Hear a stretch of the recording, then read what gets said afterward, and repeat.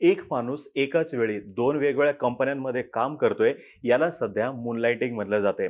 सध्या जगभर जी काही आर्थिक परिस्थिती आहे, ही दुसऱ्या महायुद्धानंतरची सर्वात वाईट अशी परिस्थिती आहे, ज्याच्यामुळे खूप साऱ्या बिझनेस हाऊसेसनी एकतर त्यांचे एक्सपान्शन प्लान्स जे आहेत ते होल्डवरती ठेवलेले आहेत किंवा ते कॅन्सल तरी केलेले आहेत.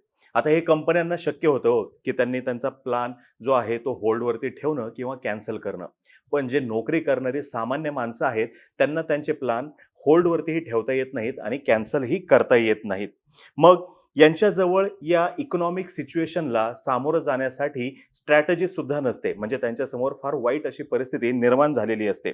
जिथे अर्थव्यवस्था ढासळत असते त्या ठिकाणी ले ऑफ हा शब्द जो आहे सध्या कॉमन झालेला दिसतोय. लॉकडाऊन नंतरच्या काळामध्ये खूप नवीन नवीन शब्द सर्वांच्या परिचयाचे झाले बघा. म्हणजे लॉकडाऊन हा शब्द, work from home, lay off आणि त्याच्यामध्ये नव्याने भर पडली ती म्हणजे मून लाइटिंगची. आज आपण माहिती घेणार आहोत या मून लाइटिंगची, कारण की या मून लाइटिंगमुळे ज्या आय टी कंपन्या आहेत त्यांच्या समोरचं टेन्शन जे आहे ते वाढलेलं आहे.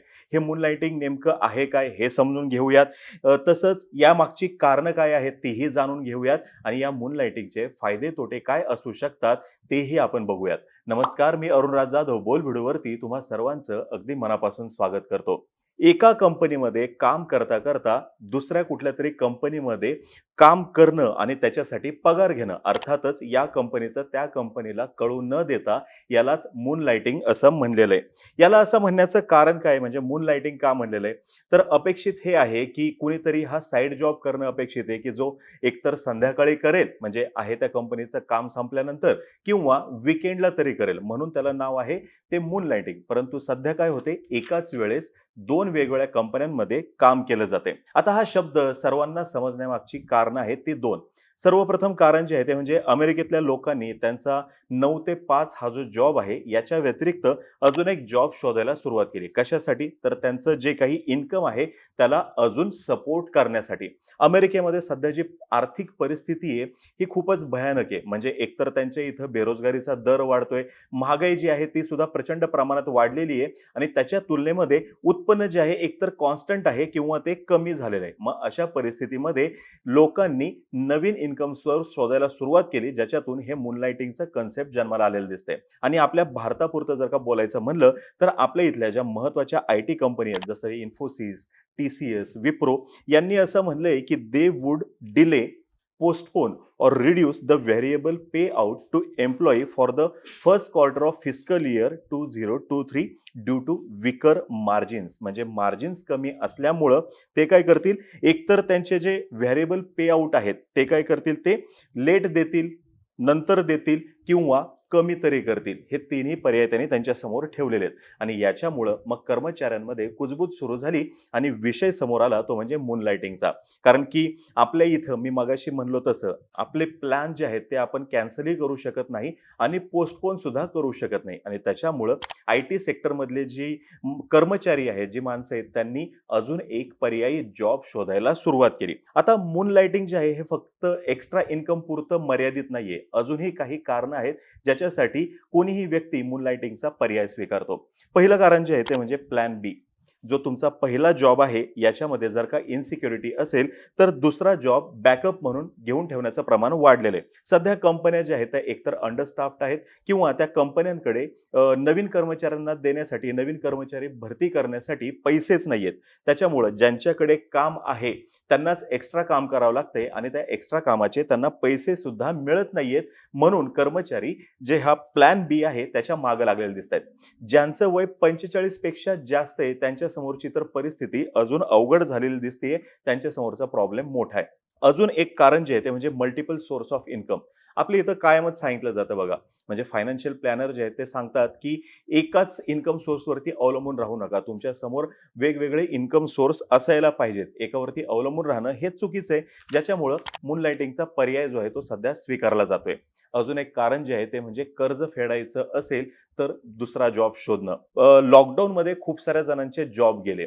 ज्यांचे जॉब टिकले त्यांचे पगार झाले नाहीत किंवा वेळेवर झाले नाहीत, जे झाले ते सुद्धा कमी झाली, अशी उदाहरणं तुम्हाला आजूबाजूला दिसतील.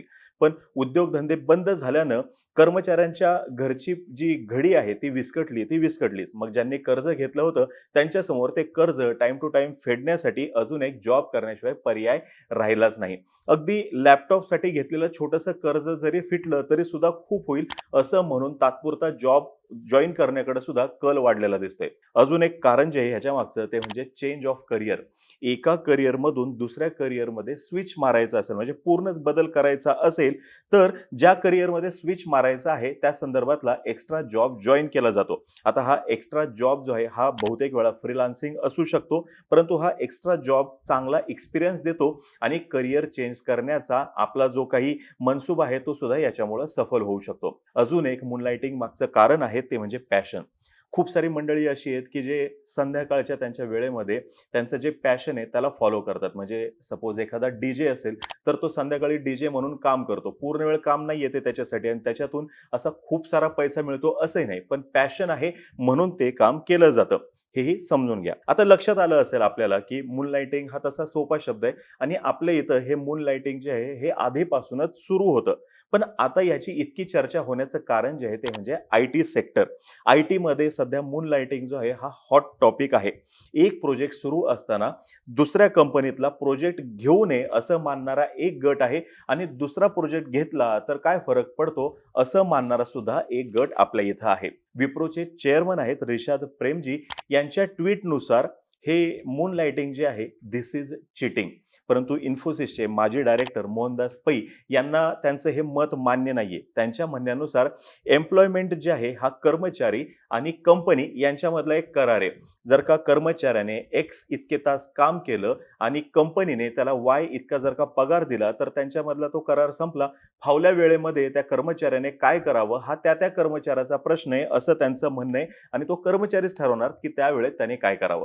टेक महिंद्राचे एमडी असं म्हणतात, म्हणजे ते अजून पुढे जातात याच्यामध्ये आणि ते म्हणतात की या मून लाइटिंगसाठी आम्ही पॉलिसीज आणणार आहोत आणि हे सांगणार आहोत की तुम्ही कुठेही तुमच्या मर्जीनुसार पाहिजे तितकी कामं करू शकता. फक्त अपेक्षा ही आहे की be open about it and share with us. म्हणजे आम्हाला हे तुम्ही सांगा, आम्हाला विश्वासात घेऊन तुम्ही सांगा की तुम्ही अजून कुठे काम करत आहात ते. आपल्या इथं स्विगीने सर्वप्रथम मूनलाइट संदर्भातली पॉलिसी आणली होती आणि कर्मचाऱ्यांना मूनलाइटिंग करण्याला म्हणजे अजून कुठेही काम करण्याला परवानगी दिली होती. फक्त त्यांनी अपेक्षा ही ठेवली होती की त्यांचे कामाचे तास जे आहेत यासोबतच काम जे आहे याची अडवणूक होता कामा नये आणि कॉन्फ्लिक्ट ऑफ इंटरेस्ट सुद्धा व्हायला नको. म्हणजे स्विगीमध्ये पण काम करतोय आणि त्याचसोबत झोमॅटोमध्ये पण काम करतोय असं नाही व्हायला पाहिजे. आता काही जणांच्या डोक्यात आलं असेल की यार आपल्याकडे आता मोकळा वेळ आहे, म्हणजे संध्याकाळच्या वेळेमध्ये आपल्यापाशी वेळ असतो, आपण त्यावेळेस हे एक्स्ट्रा काम करायला काही हरकत नाही. पण यासोबतच प्रश्न हाही पडला असेल की हे लीगल आहे का? तर त्याचंही उत्तर लगेच सांगतो. जर का तुम्ही कोणताही कायदा मोडत नसाल तर हे 100% लीगल आहे. फक्त एकाच प्रकारच्या 2 कंपन्यांमध्ये काम केल्यानं गुप्ततेचा भंग नाही व्हावा ही कुठल्याही कंपनीची अपेक्षा असते. म्हणजे तुम्ही एका कंपनीत काम करताय, त्याच प्रकारचं काम जर का तुम्ही दुसऱ्या कंपनीत करत असाल तर इकडच्या कंपनीचं त्या कंपनीमध्ये होणं हे अपेक्षित नाहीये त्या कर्मचाऱ्याकडून. यासोबतच तुम्हाला जे ऑफर लेटर दिलं असेल किंवा जे जॉइनिंग लेटर दिलं असेल त्याच्यामध्ये व्हायोलेशन ऑफ कॉन्फिडेन्शियलिटी या संदर्भातला क्लॉज काय आहे तो तुम्ही नीट बघायला पाहिजे, तो नीट वाचून घ्यायला पाहिजे.